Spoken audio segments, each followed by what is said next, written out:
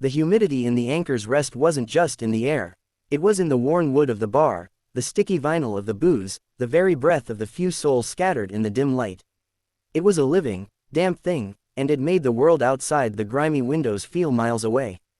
In the center of this slow, ticking clock of an evening, a puddle of cheap beer spread slowly across the floorboards, a shimmering amber monument to a cruelty that had just crossed a line, and kneeling in the middle of it was Jess, the waitress.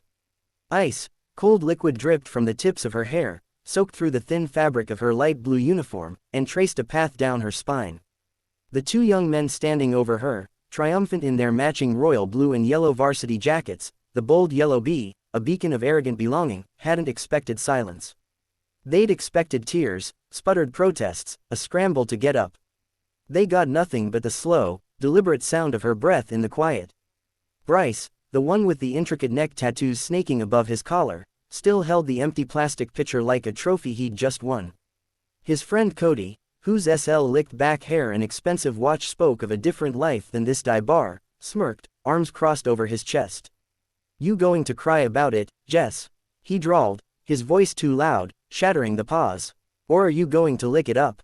You're already down there." He nudged a nearby bottle cap with his shoe into the puddle. "Drink it, ___," the words hung ugly and final. Every regular in the place. Old Frank the Marine at the end of the bar. The two truckers in the corner booth. Manny the wary bartender froze. This had moved past rude. This was a violation, and yet the woman on the floor did not look violated. She looked focused. As the last drop fell from her chin onto the back of her hand, she stared at it. Then those eyes, a calm storm gray, lifted. They didn't dart to the bullies, pleading. They didn't blaze with immediate anger. They simply took them in, assessing, calculating, with a dispassion that was more frightening than any scream. If you've ever seen the ocean go perfectly, still before a hurricane, you understand that look. And if you're ready to witness the moment that stillness breaks, hit subscribe. What happens in this forgotten bar? In the next few minutes we'll rewrite every rule these boys think they know. Jess's shift had begun like every other for the past 6 months. The 4:00 p.m. light slanted through the dusty windows, illuminating the floating mows of dust and fried food particles. She moved with a rhythm that was both efficient and ghostly. She didn't just clear tables, she scanned them. She didn't just take orders. She listened to the conversations around them, her gaze occasionally flicking to the parking lot or the old maritime map on the wall near the phones. To the regulars, she was a mystery wrapped in a light blue uniform. She was strong. They'd seen her carry 3 full kegs from the storage room without breaking a sweat. She was unshakable. When a drunk had gotten handsy last month, he'd found himself politely but irresistibly guided to the door with his wrist pinned in a way that looked casual, but had him whimpering. She kept to herself, but her smiles, though rare, were real, often reserved for the old veterans who came in for the meatloaf special. Bryce and Cody had exploded into this muted ecosystem like a pair of firecrackers. Their sports car, a low-slung European model, had purred into the gravel lot, kicking up stones. They'd swaggered in their letterman jackets loud in the quiet space, their voices louder. They were kings of a tiny privileged universe, and they expected this bar to be another territory to conquer. They'd already hassled Manny about the brand of bourbon, made crude comments about a woman at the jukebox, and now they had settled on Jess as their primary source of entertainment. The first beer spill had been a test. Bryce's elbow slipped as she sat down their pitcher. The cold splash hit her apron. "Clumsy me," he'd said, not meaning a word of it. Jess had paused, a flicker in her eyes that wasn't annoyance, but something colder. Recognition. She'd seen this tactic before in interrogation rooms, in the probing attacks of an enemy seeking a weakness. She'd simply nodded, fetched a rag, and wiped it up. Her movements economical and clean. Their frustration grew. Her calm was a mirror reflecting their own childishness, and they hated the reflection. The trip was escalation. Cody's foot shot out as she passed, laden with plates. It was a juvenile move meant to humiliate, but Jess didn't humiliate easily.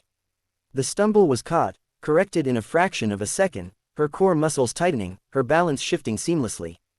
The plates rattled but didn't fall. She set them down on an empty table with a soft clink and turned. The look she gave them wasn't one of fear, but of profound, weary disappointment. It was the look a master mechanic might give a child who has just thrown a wrench into a running engine. "You got a problem." Bryce had surged to his feet, his chair scraping loudly, puffing out his chest, trying to fill the space between them with his imagined threat. Her reply, delivered in that quiet, even tone, was the match to the gasoline. "No problem. Your check is on the bar when you're ready." It was dismissal. It was her treating their grand performance as a trivial nuisance to be settled with a bill. In their world, you didn't dismiss Bryce Tillman and Cody Vanson. So Bryce grabbed the pitcher, now 3/4 full. The liquid was heavy, cold. "I said, you've got a problem," he barked, and in one sweeping brutal motion, he appended it over her head. The sound was a gas from the entire bar mixed with the sudden shocking splash. Jess stood immobilized for a long second under the cascade. Her uniform instantly saturated, her bun unraveling into damp strands. Then, as if the weight of the liquid was symbolic of the weight of the entire tiresome charade, she slowly sank to one knee, her hands coming to rest on the floor in the spreading mess. This was the image they wanted, the submission, the victory. Cody leaned down, his sneer inches from her dripping face. "That's for your attitude. Now, are you going to drink what's left or not?" He gestured grandly to the puddle, now mingling with the dirt and sawdust on the floor. "Drink it, ___." The silence that followed was thicker than the humidity. It was a vacuum sucking all sound from the room, and in that vacuum, Jess moved. She rose. It wasn't a scramble, not a lurch. It was a smooth, powerful uncoiling from the floor to her full height. A movement of such controlled strength that the muscles in her arms and back strained for just a moment against the wet fabric. She wiped a trickle of beer from her eyebrow with the back of her wrist. And on that inner wrist, for those with the eyes to see it, a small black tattoo was visible. An eagle clutching a trident anchor and flintlock pistol. The Naval Special Warfare Trident. The Budweiser badge, the mark of a Navy SEAL. Old Frank saw it, his bloodshot eyes widened. He'd had a nephew who tried for the teams. He knew what that pin meant and the superhuman effort required to earn it. He elbowed his friend, the Ranger, and pointed with a trembling callous finger. The Ranger's face went slack. Jess's voice when it came was different. The quiet waitress was gone, stripped away by the beer. What remained was a voice of pure, unadorned authority. It didn't need to be loud. It carried, because it demanded to be heard. Bryce Tillman, Cody Vanson. The names were like bullets in the quiet. The boys flinched, their bravado cracking. Bayfield College. Second-year undergraduates, though barely. Your fathers are Benjamin Tillman of Tillman Holdings and Mayor Richard Vanson. You're both on academic probation, a nicely sanitized term for it after the hazing incident last November that put a freshman in the hospital with renal trauma. Your family's donations to the new library wing ensured the police report became nebulous. Bryce's mouth opened and closed. Cody's smirk had vanished, replaced by a pale, sickly confusion. How do you know that?" he stammered. "You think this jacket makes you men?" Jess continued, ignoring his question, her gaze boring into them. "It's a costume. You're playing dress up in a world built by real men and women. You poured a drink on a uniform. You've just insulted every person who has ever worn one in service to something bigger than their own ego." She took one step forward. They took 2 steps back, their heels hitting the base of their booth. "You want me to drink off this floor? You initiated an engagement under false assumptions. That's a fatal error. Your first mistake was targeting someone you didn't bother to assess." She reached up and slowly untied the sping white apron. It fell to the floor with a wet thop. The movement was deliberate, almost ceremonial. "You saw a waitress. You saw a woman. You saw someone you could dominate without consequence. You didn't see the 15 years of active duty. You didn't see the deserts of Iraq, the mountains of Afghanistan, the jungles of places you'll never find on a map. You didn't see the things I've had to do, the decisions I've had to make to protect the very country that allows you to be this entitled." Her voice was rising now, not in pitch, but in power, filling the room with the gravity of a judge passing sentence. "My name," she said, each word clear and sharp as a blade, "is Commander Jessica Thorne, United States Navy. For the past 182 days, my team has been conducting a deep cover reconnaissance operation targeting a human trafficking cell operating out of the industrial port 3 miles east of here. This bar is a designated observation post. This uniform is my cover, and you two have just in your profound ignorance compromised a multi-agency federally sanctioned sting operation that was 48 hours from culmination." The words landed with the force of physical blows. Commander Navy Deep Cover Federal Operation. The reality of it was too vast, too terrifying for their privileged minds to immediately grasp. This wasn't a matter of calling their daddy's lawyers. This was the United States government. As if summoned by her declaration, the front door opened. 3 people entered, 2 men and a woman. They wore jeans and dark jackets, but they moved as one unit, their eyes scanning the room and landing on Jess with a difference that was unmistakable. They didn't look at the bullies. The bullies were already irrelevant. One of the men gave a slight, almost imperceptible nod. Commander Thorne acknowledged it with a glance. She turned her attention back to Bryce and Cody, who were now trembling against their table, the color completely drained from their faces. The local police, the county sheriff, the FBI, and Homeland Security have had this place under audio and visual surveillance for months. They have high-definition footage of your assault. They have crystal-clear audio of you threatening a federal officer.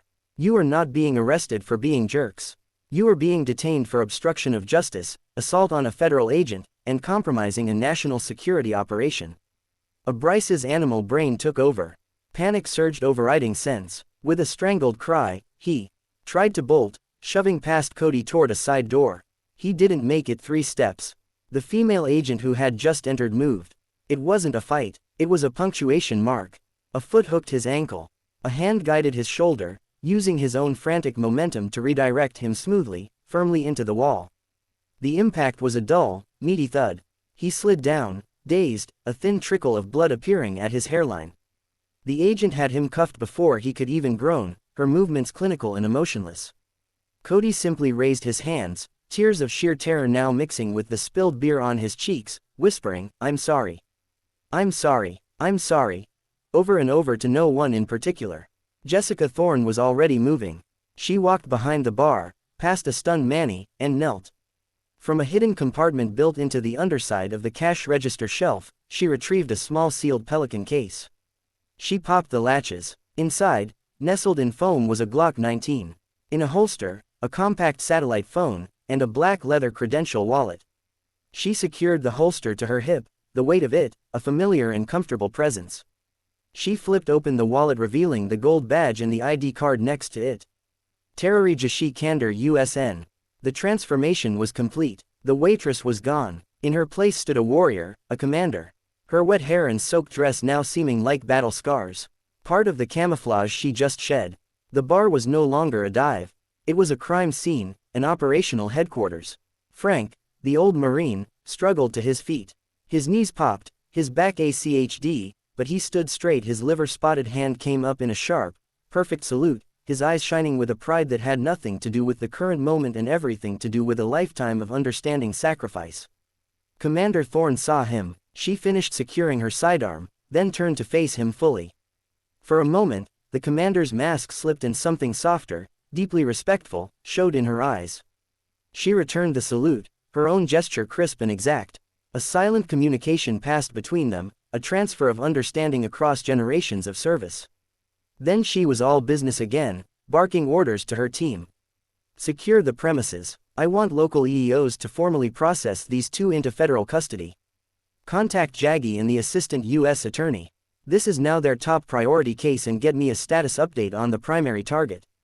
We moved tonight. The aftermath was a whirlwind of flashing blue and red lights of serious men in windbreakers emblem with federal acronyms of Bryce and Cody being led away not to a cozy police cruiser but to the back of an unmarked black SUV.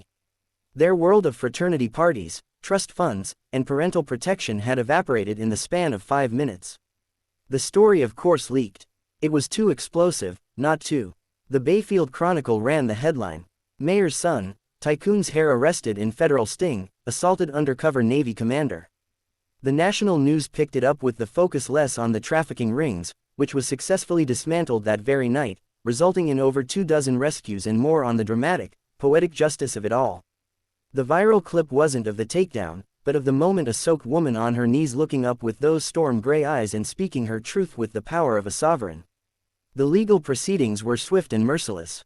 The federal government did not play. Bryce and Cody's families hired armies of attorneys, but they were facing the immovable object of the Department of Justice. Plea deals were offered, but they were harsh, requiring substantial prison time in a federal correctional institution, far from the country club facilities they'd envisioned. Their names were expunted from Bayfield College, their jackets meaning nothing now but shame. Their fathers, powerful men brought low by the actions of their sons, faced their own crisis. Political ruin for the mayor, shareholder revolts for the tycoon. The consequences rippled out, destroying the insulated bubble that had allowed those boys to believe they were untouchable. A week after the bar became a federal scene, the Anchor's Rest reopened. There was a new quietude about it, a respectful hush. The regulars were there, but they spoke in lower tones. The story was the elephant in the room, but no one quite knew how to address it. Then one afternoon, the door opened. Jessica Thorne walked in. She was out of uniform, wearing simple while-fitting jeans, boots, and a leather jacket over a gray t-shirt. The trident tattoo was visible on her wrist as she pushed the door. She looked older without the weight of the operation on her shoulders, but also lighter. She went to the bar and sat on Frank's usual stool next to him. Manny, looking nervous, approached. "Commander, what can I get you?" "2 coffees, Manny Black, and call me Jess." She slid a 20 across the bar. "And whatever Frank here is having." Frank nodded, his eyes watery. "Good to see you, ma'am." "Good to be seen, Frank," she replied softly. They sat in silence for a long while, the steam from the coffee cups curling into the air between them. Finally, she spoke, not looking at him, but at the old maritime map on the wall. That salute meant something. "Thank you. You earned it 1,000 times over, Commander," he said. "Not just for what you did here, but for everything." Before she left, she paid not only for Frank's drinks, but left a folded pile of cash with Manny. "For the trouble," she said, "and for their tabs," she added, nodding to the other veterans in the room. It was a gesture of community, of understanding. She was one of them, in a way the Bryce and Codys of the world could never comprehend. As she reached the door, she turned and looked back at the bar, the scarred wood, the neon signs, the quiet, resilient people within it. It had been a cover and observation post. But for a moment, her gaze held a flicker of something like fondness. Then she pushed out into the sunlight, disappearing into the world she protected. The lesson was etched into the town's memory. A modern fable. True strength doesn't announce itself. It waits in the quiet, wears the disguise of the ordinary, and only reveals its terrible power when the lines of decency are crossed. And for those who cross them, the reckoning is not a fist fight behind a diner.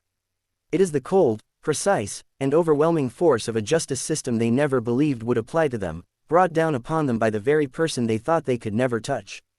So from which part of the country are you watching this?